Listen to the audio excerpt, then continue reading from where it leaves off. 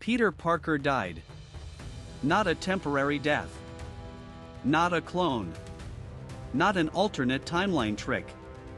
In 2011, Brian Michael Bendis killed the Peter Parker of the Ultimate Universe, the version of Spider-Man he had spent 11 years building, and replaced him with a 13-year-old kid from Brooklyn named Miles Morales. Spider-Man is the story of what happened when the other Peter Parker found out. The 2012 5-issue miniseries by Bendis and Sara Pichelli brings together the Peter Parker of the main Marvel universe, the one still alive, still wearing the mask, and the world where his counterpart is gone. Miles Morales is already Spider-Man by the time Peter arrives. He has been for a year. He is doing the job. And he is doing it without the person who should have trained him. Sara Pichelli drew this series.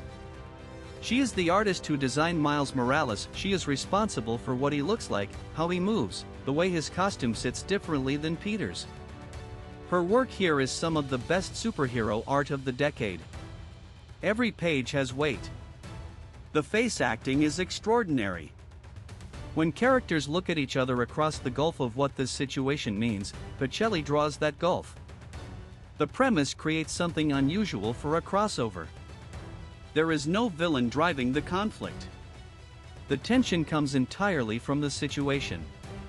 Two people wearing the same mask. One of them is a ghost in this world. The other is still figuring out what the mask means. Bendis uses Peter's arrival to force the question that Miles had never been able to ask directly: what kind of Spider-Man do you want to be? Not compared to the legacy. Not in the shadow of it. For yourself. The answer Miles gives, and the way Peter receives it, is what separates Spider-Man from most crossover events. It is not about punching. It is about inheritance. About what you do with something you were given that you never asked for and cannot return. Miles Morales went on to become one of the most beloved characters in comics. The Spider-Verse films made him the Spider-Man for an entire generation. But this series, published in 2012, is where Peter Parker looked at him and said, "You are Spider-Man." That moment matters. Not because of what it means for the plot. Because of what it means for the character. Spider-Man. 5 issues.